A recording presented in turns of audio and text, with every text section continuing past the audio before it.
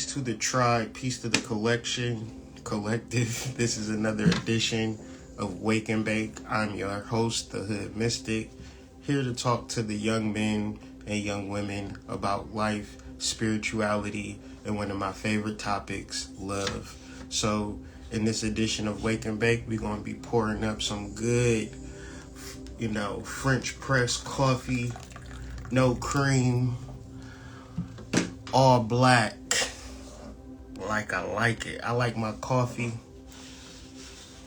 I ain't even gonna lie. I was gonna say I like my coffee like I like my women, but that's a fucking lie. I mean, the thing is, I like all types of coffee. I like creamy coffee, black coffee, cold iced coffee. You feel me? I'm a coffee connoisseur. So, there's many titles for this video. One title is what I would like to say to my younger self. Another title is what is love? And another title is men should chase their purpose and not women. Men should chase their purpose and not vagina.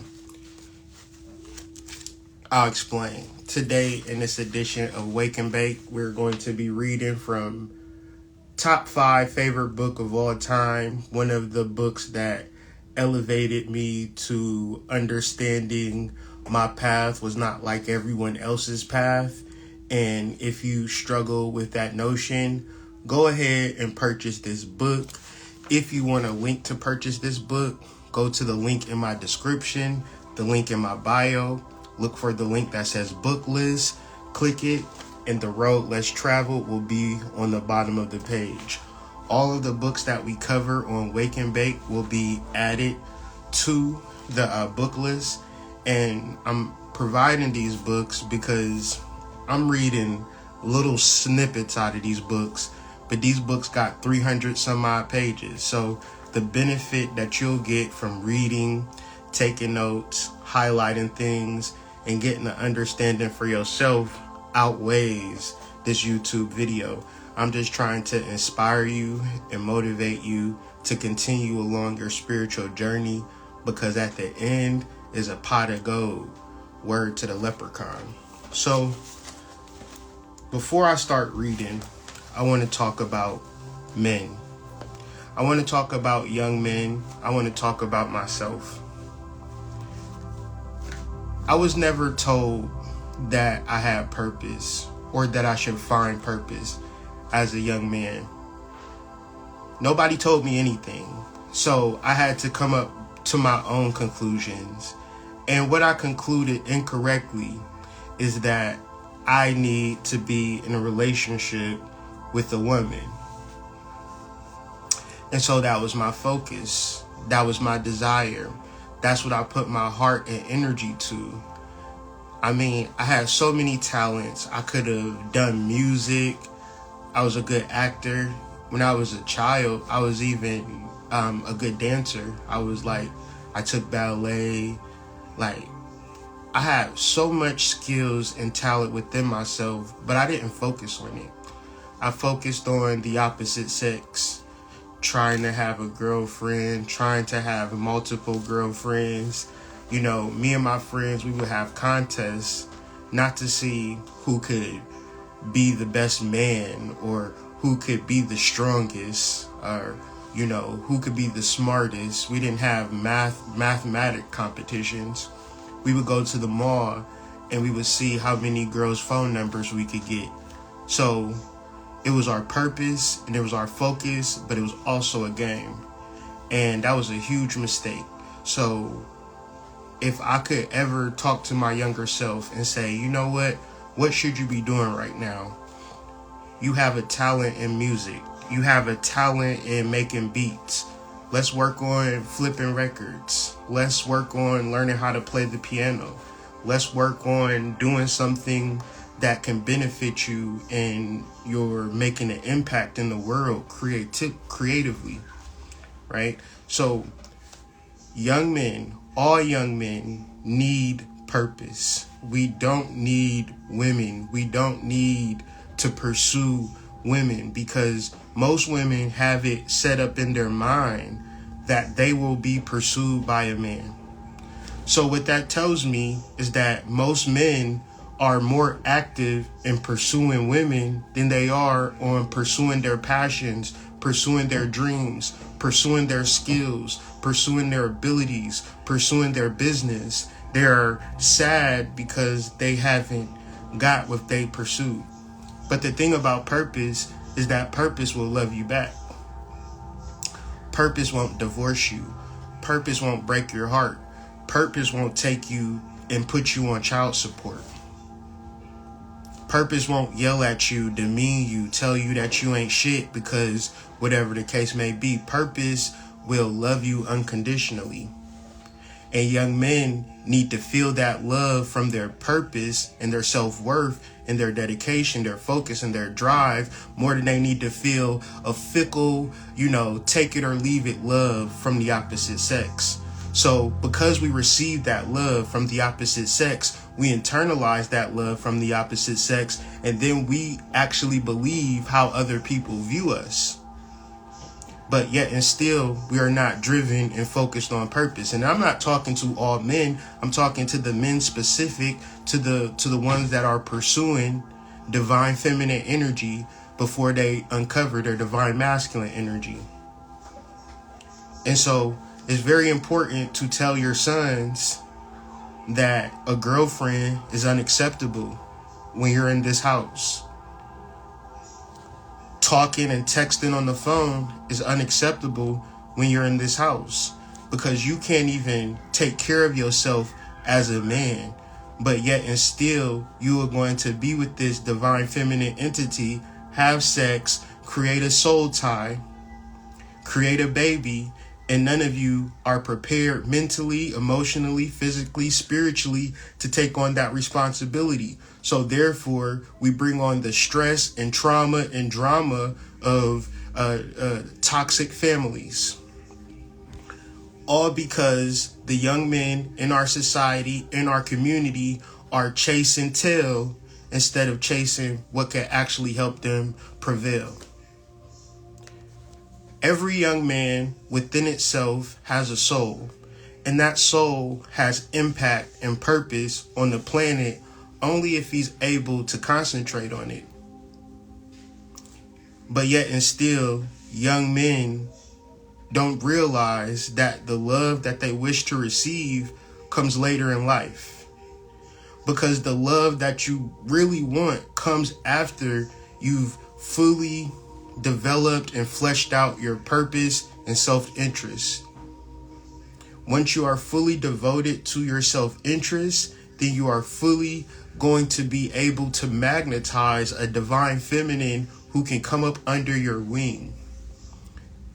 This is very important, because if you don't have the particular leadership in your relationship, then it's going to be two people driving a vehicle, two people with two steering wheels going in two different directions. The car does not operate like that. A car is a vehicle. A relationship is a vehicle. And a man that has purpose, a man that has vision, a man that is ready to lead does not have problems with women.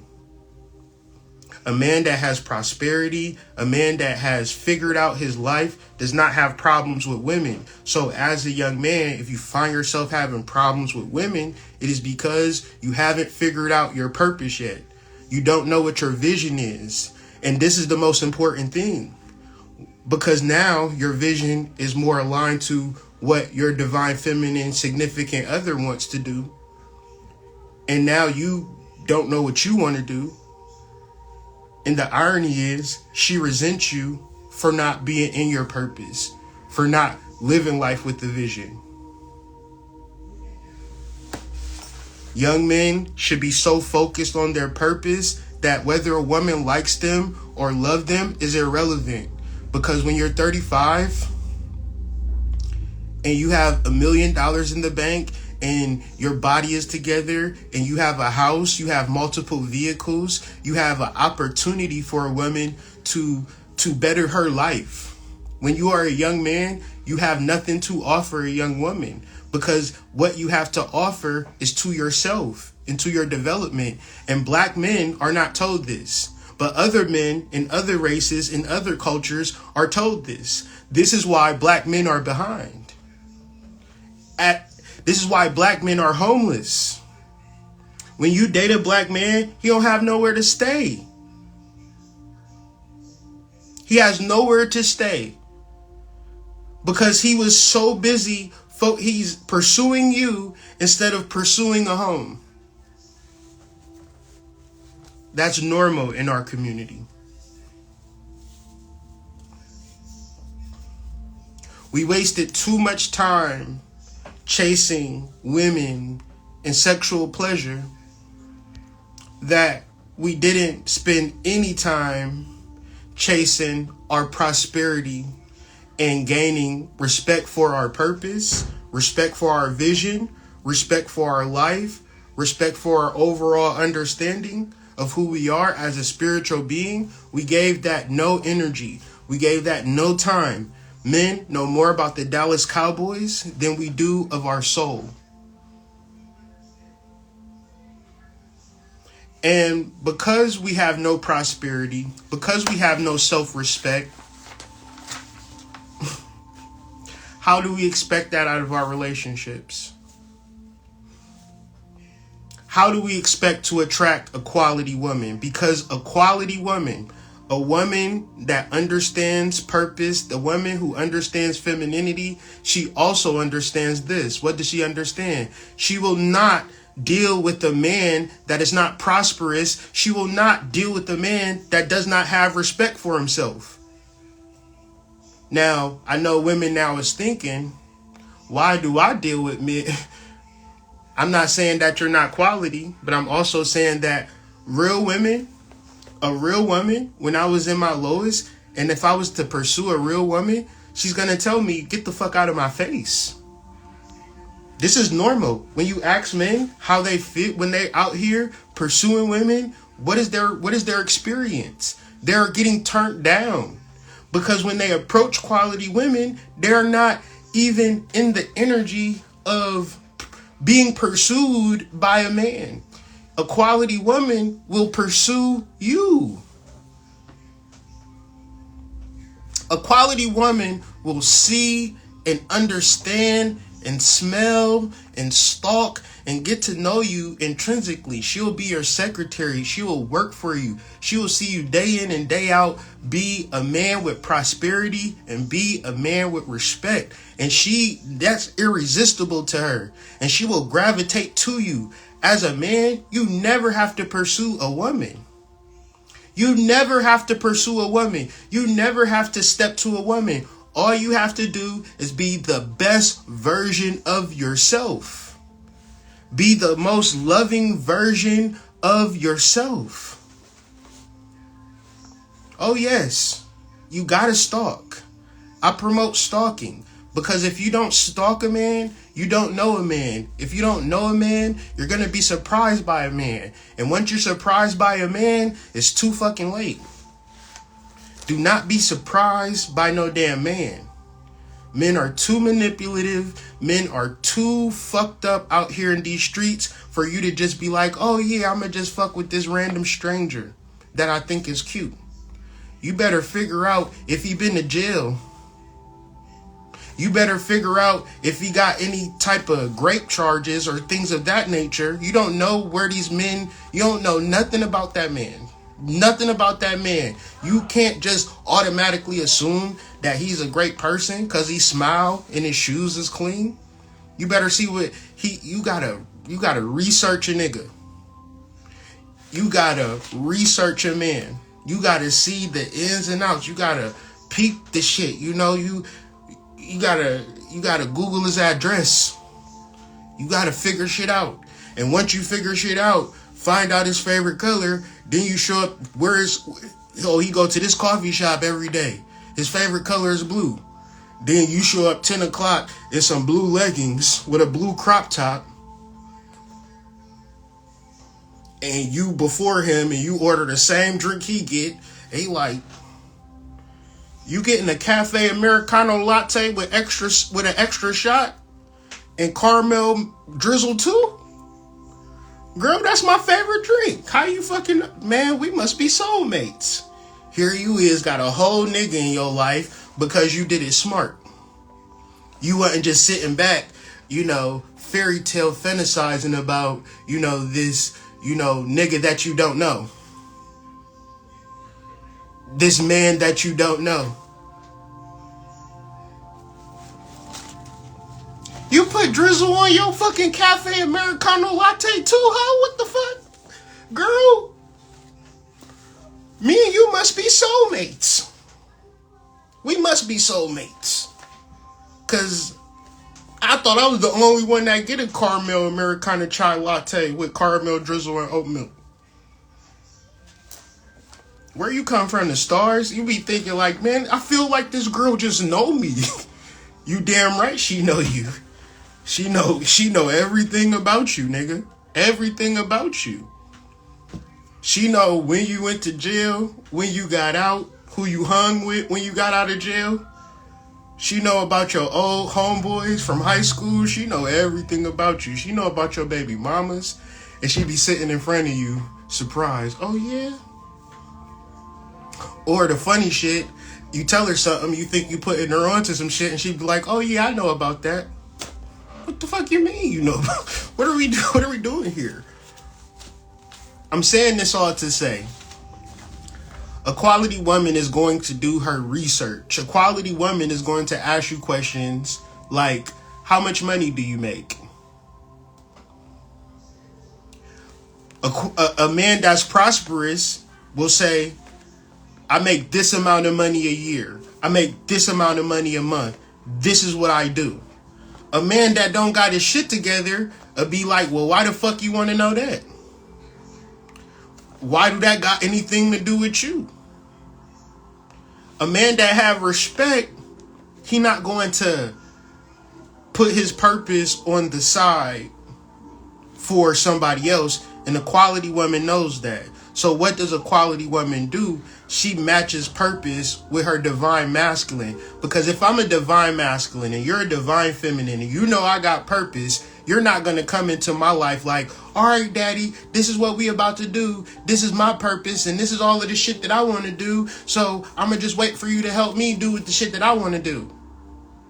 Then he going to take you or he going to leave you. But if you say, and this is a woman that's smart, a woman who wants to have a relationship with a quality man. A woman that's smart is only going to support him in his purpose, because now you become a vital part to whether he is going to succeed or fail.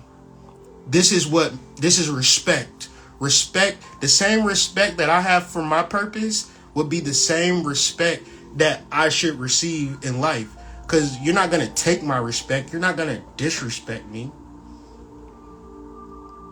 But everybody got their own idea of what life should be and how life should be. But that's another way of saying two steering wheels.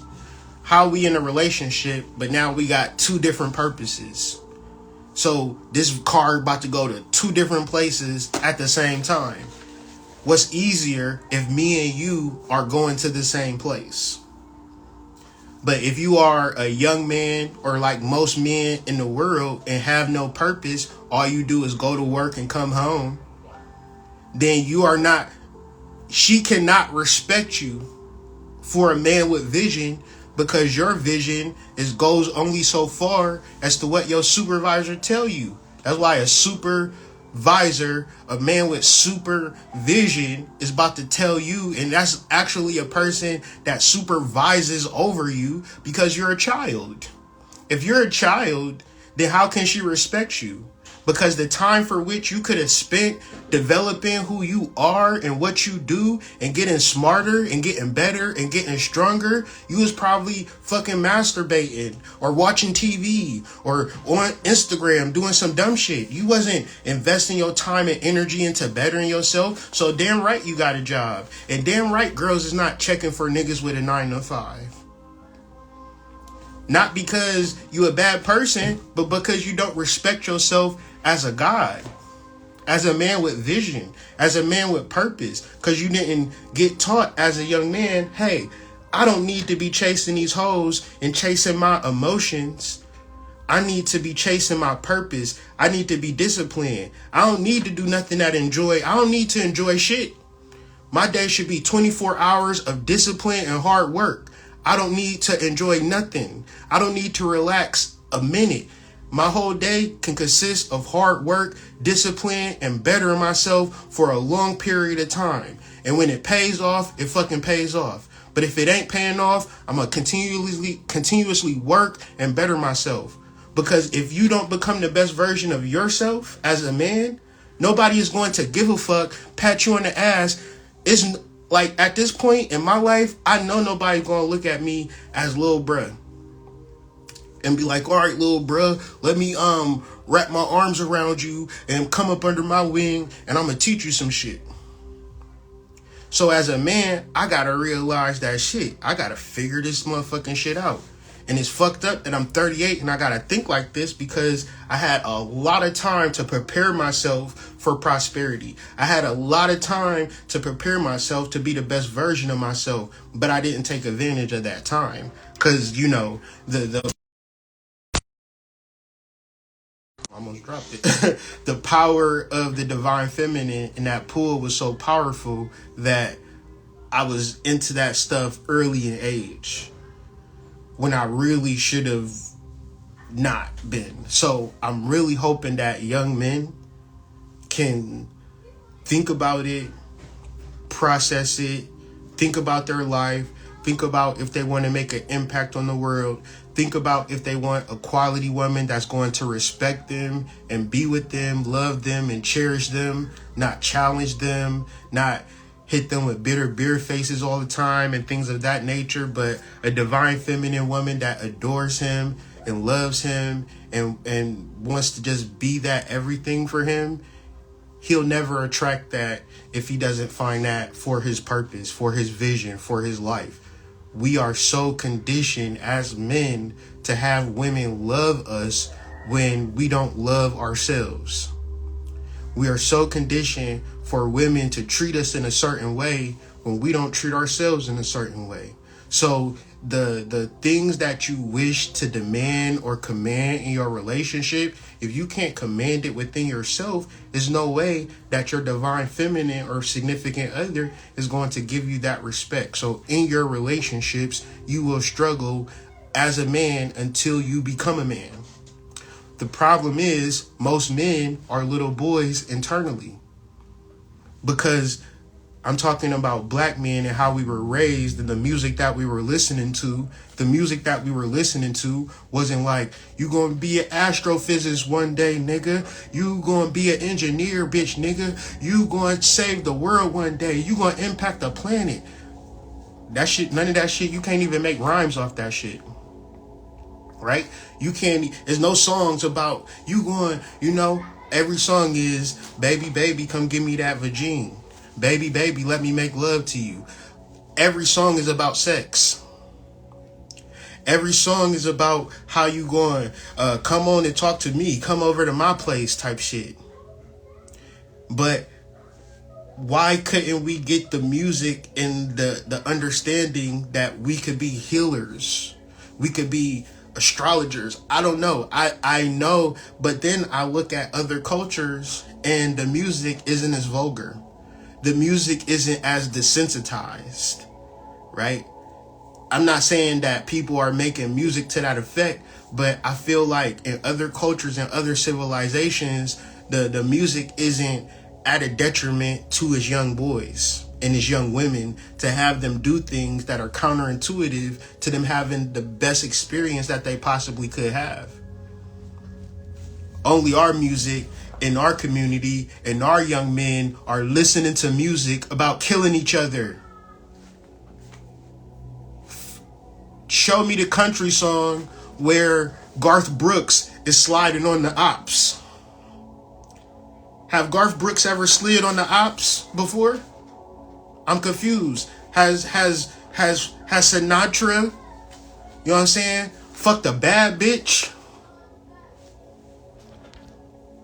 So Of course, our young men are being led down a path of destruction, because look at the prisons. Look at the prisons. They are filled with young black bodies who didn't have to go there. They didn't have to. It wasn't like society forced black men into prison. Black men have made a choice long time ago to be criminals, to be deviants, to be outside of society. And we see this and we feel this, and we know black men like this. They are not in touch with their soul at all. They don't give a fuck. And this is hurtful to me, because as a black man, we need self-respect. Before society can respect us, before our communities can respect us, before black women can respect us, before our women can respect us, we need to respect ourselves. We are very important. We are very powerful, and we don't need to be killing each other. And we all, as black men, have internalized a dope ass song that we nod our head to, that is more or less to championing the destruction of ourselves. Because if a black man die, guess what? I die too. If a black man gets incarcerated, I get incarcerated too. The subjective individual black man don't exist and separated from other black men, nor is it separated from other black women. But yet and still, it is a responsibility for us to tap into what it is our greatness is. And this is what we should be listening to. This is what should be instilled in us as youths. So we grow up to be prosperous men that can contribute to the community, versus young, horny, grown-ass men just trying to get some pussy at the end of the day. And making no impact, uplifting no young men. Not in our community, in ourselves, in our self-esteem. It goes...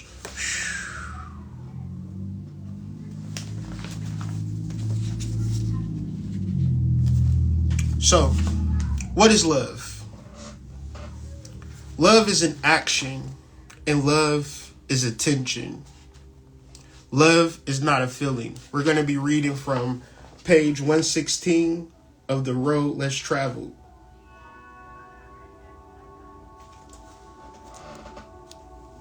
I've said that love is an action, an activity.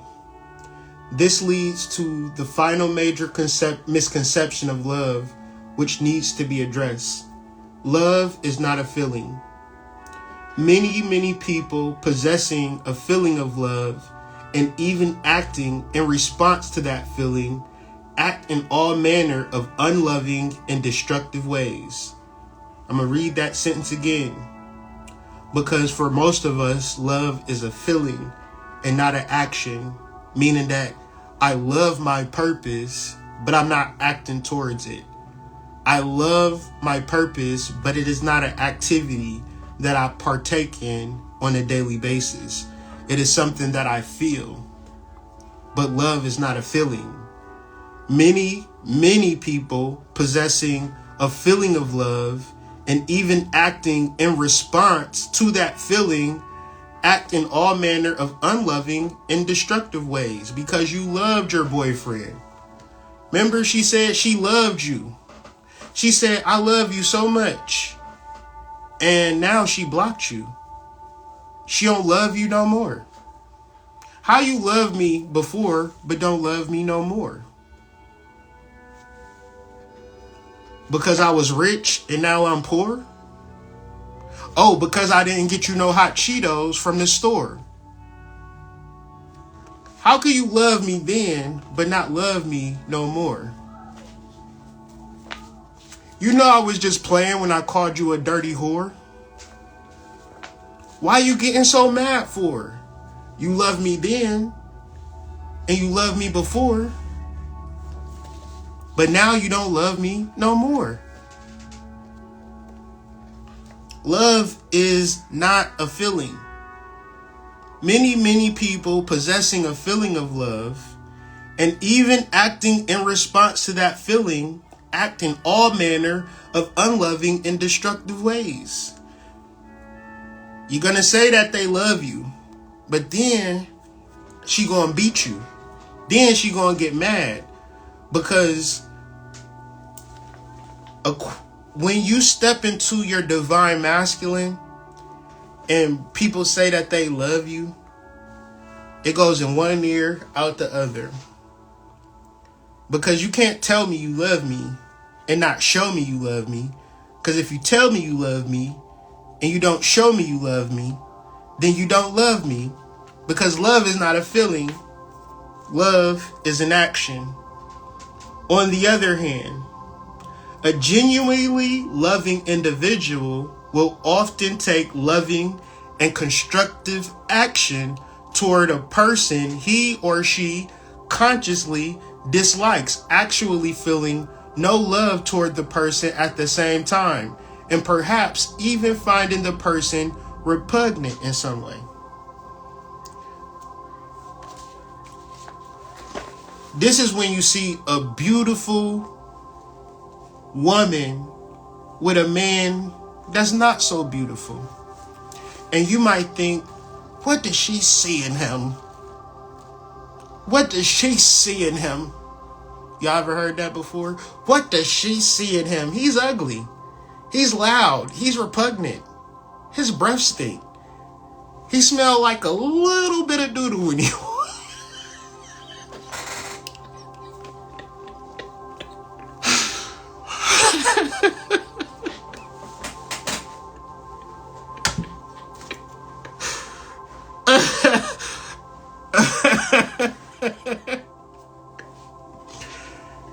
He smelled like a little bit of doo-doo when he walked past. He walked past and he leave a whiff of boo-boo. But you can't tell that girl to not love that man. Why? Because love is a constructive action. Love is not a feeling. So the action of love have nothing to do with how I feel about you. It's so profound that love is extremely clear to see. Love is not abstract. Love is not, I'll see you in a minute. Just, I gotta do this thing real quick and I'll get to you when I get to you. But I love you. I love you. Bye. That ain't love. Love is when you smell like a little bit of doo-doo and she don't hold it against you. She don't say, I can't fuck with him. And look like, his drawers look like he was driving real fast and then he seen a red light and he just slammed on the brakes. Why your drawers look like you've been in the derby? It's okay. I still love you, dirty draw boy. On the other hand, a genuinely loving individual will often take loving and constructive action toward a person he or she consciously dislikes. I don't even like this nigga. I don't even like her for real like that. Like, it's not a pleasant experience. Yet and still, when you are in the space of love, you are not in the space of feeling. The feeling of love is the emotion that accompanies the experience of a word that I don't even know. I gotta Google this shit right now. We learning on the spot. All right. Cathected. I'm gonna spell this because I ain't never seen this word before in my life, y'all. Cathected. Pen that shit. Cathected. Cathecting or cathex. A transitive verb to invest with mental or emotional energy. Learn something new every day, y'all. That's why you got to keep going on with the going on, because goddamn, cathecting? What the fuck? This is why I didn't go to college. This is why I went to public school. They must have taught this word in private school. Y'all ever heard of this word before? Cathecting? That shit? I gotta recalibrate myself. Goddamn. The feeling of love is the emotion that accompanies the experience of cathecting to invest with mental and emotional energy. Cathecting, it will be remembered, is the process by which an object becomes important to us. Once cathected, this is so wild to me, the object commonly referred to as a love object is invested with our energy as if it were a part of ourselves. And this relationship between us and the invested object is called cathexis. God damn it. Gotta put that up there too, because whoa. Cathexis. What the hell? My brain is about to explode. Since we may have such a relationship going on at the same time, we speak of our cathexis. The process of withdrawing our energy from a love object so that it loses its sense of importance for us is known as decathecting. That's like falling out of love. The girls that I used to talk to when I was 25, we have decathected. That your boyfriend in 2015, y'all have decathected. With me? The misconception that love is a feeling exists because we confuse cathecting with loving. Woo! This confusion is understandable since they are similar processes, but there are also striking differences. First of all, we may cathect any object, animate or inanimate, with or without a spirit. Thus, a person may cathect to the stock market, to the conscious community, to random people on YouTube. Invest mental or emotional energy. Y'all cathect with celebrities that you don't even fucking know. Y'all know Kanye West's kid's name. Oh, that's North and that's Saint. You've cathected with Kanye West. Y'all cathect with Kyrie Irving. Y'all cathect, but don't confuse cathecting with loving. You don't love Kanye West because you can't give. Even if you wanted to love Kanye West, what could you do for him? You can't be active in Kanye West's life. How are you going to do that? Buy some fucking merch? Go to his concert? You and a million other motherfuckers, so congratulations. But when you talk about love, we're talking about a specific action. Now, when you feel a certain type of way to a person, you can't say, oh, I love you. You can say, oh, I cathect you. We're cathexis. This is deep. Thus, a person, second, the fact that we cathected another human being does not mean that we care a whit for that person's spiritual development. The dependent person, in fact, usually fears the spiritual development of a cathected spouse. The mother who insisted upon driving her son to and from school early cathected the boy. He was important to her, but his spiritual growth was not. Third, the intensity of our cathexis frequently has nothing to do with wisdom or commitment. Two strangers may meet in a bar, cathect with each other, and fuck on the same night. But their spiritual development and you caring for them is not the same, is it? So cathection is not love. Sex is not love. Because you can have sex with somebody and not do any considerable positive actions to making sure that they're having a happy and good life. So when you are a man and you are not in your purpose and you are having relationships with women, how in the hell do she actually love you when you don't even see her? But the times that you having sex, She's not doing anything for you, and you don't even want her to do anything for you because everybody is in a space of cathexis.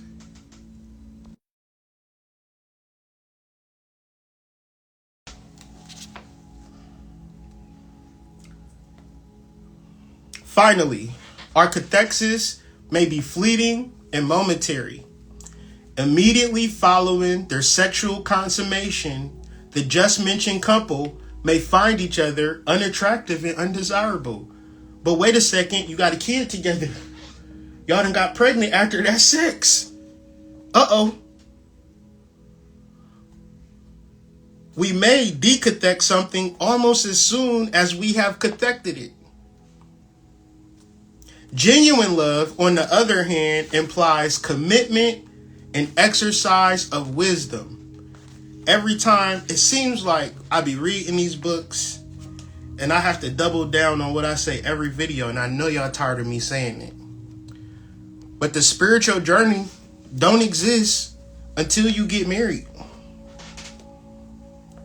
Because you don't gotta like a person to love a person.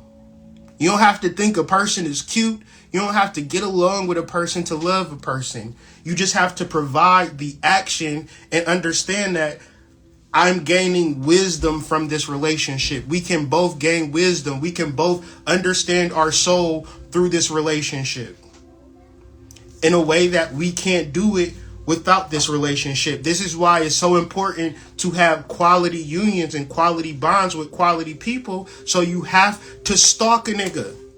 If you don't stalk a nigga, you don't know what type of man you're dealing with. You just be like, well, he's kind of cute. I'm going to go for it. When we are concerned for someone's spiritual growth, that was a joke, by the way, we know that a lack of commitment is likely to be harmful, and that commitment to that person is probably necessary for us to manifest our concern effectively. When we are concerned for someone's spiritual growth, when you get involved with somebody, you, as a spiritual being, you don't get with somebody because they have money.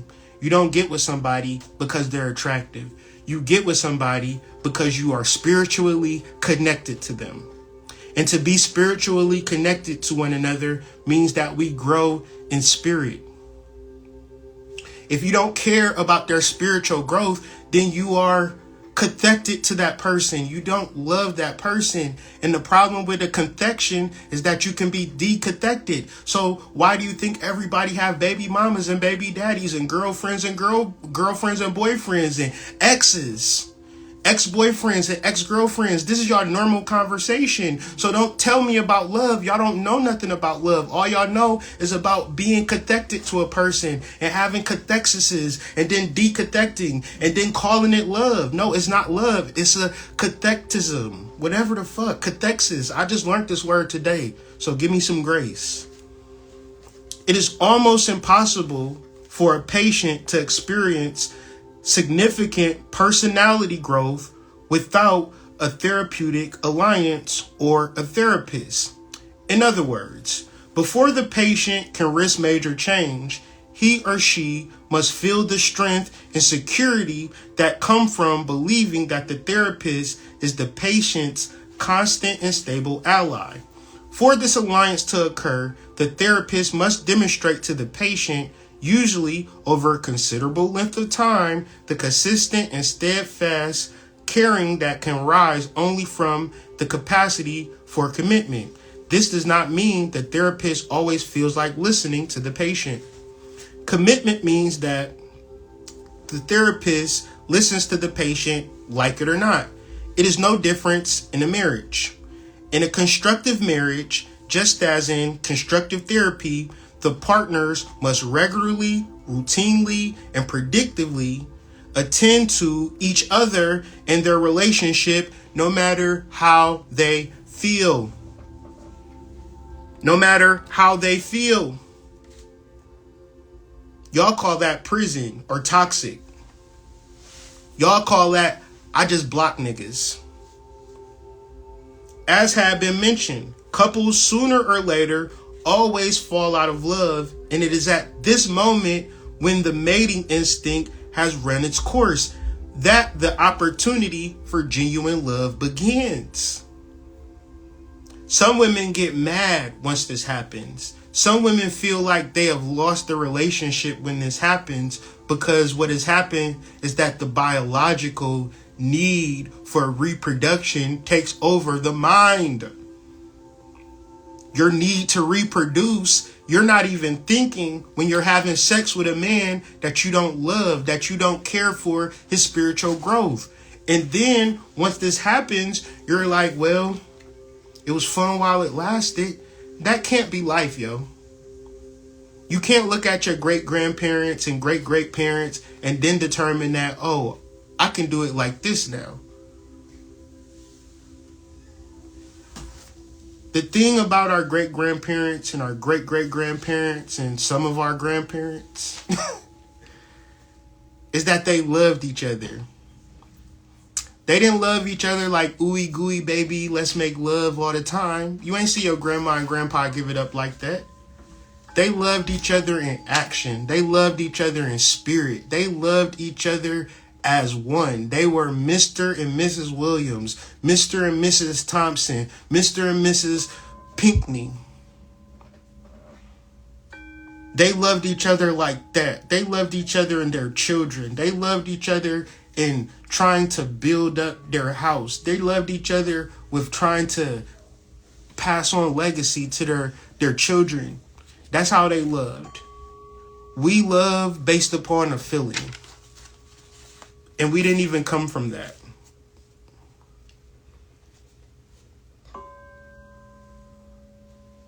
It is when spouses no longer feel like being in each other's company always, when they would rather be elsewhere some of the time, that their love begins to be tested and will be found to be present or absent.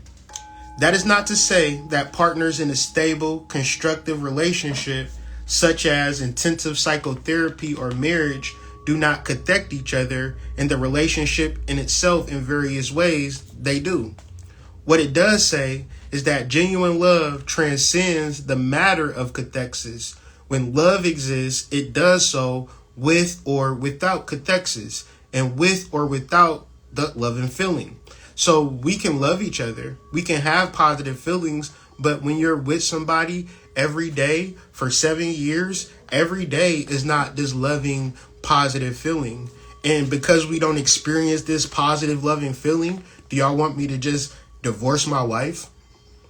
Or do you want me to be an active participant in my children's life? Are y'all going to come take care of my kids?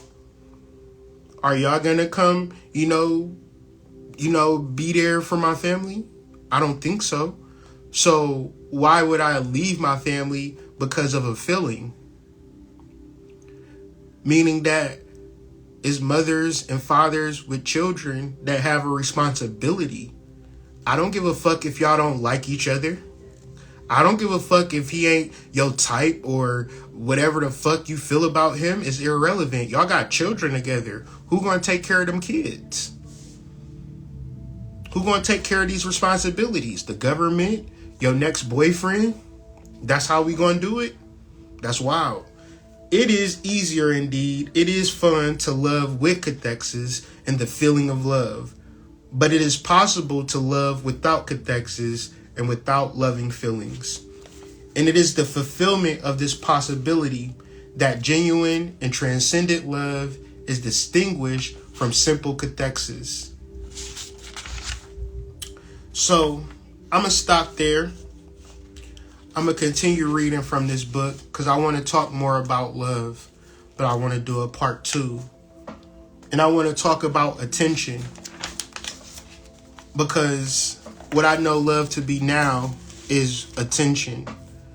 What you are focused on, what you are paying attention to. And it's not a feeling, it's not an idea, it's something that you think about. And as men, as women, we got to be strong enough to recognize when a motherfucker is trying to play us and say that they love us and care about us, but they ain't paying us no attention and they ain't putting in no work and doing no actions in reference to the love that they say that they have for us, right? So we're going to be reading from The Road Less Traveled by M. Scott Peck. Go hit the link in my description or the link in my bio. Look for book list, click it. Road Less Traveled, going to be the book at the bottom. Go ahead and buy this book and add it to your library if you do not. This is one of my favoriteest, greatest books that I read even before I was conscious. This is just a simple, easy read that is like breaking down a lot of things for people who have a hard time with understanding life or understanding themselves in the realm of spirituality. So with that being said, man, that's been another episode of Wake and Bake. I hope y'all have a great day. I'll see y'all possibly tomorrow where we can talk about attention and we can go further in the subject. So be sure to get the book list, get the PDF, read it on Scrib, do something, but expand your knowledge, expand your understanding through other works so you don't have to be crashing out here in these streets. But with that being said, man, enjoy y'all day, enjoy y'all life, and make sure y'all quality men and quality women so you don't have to deal with the fuck shit. Peace.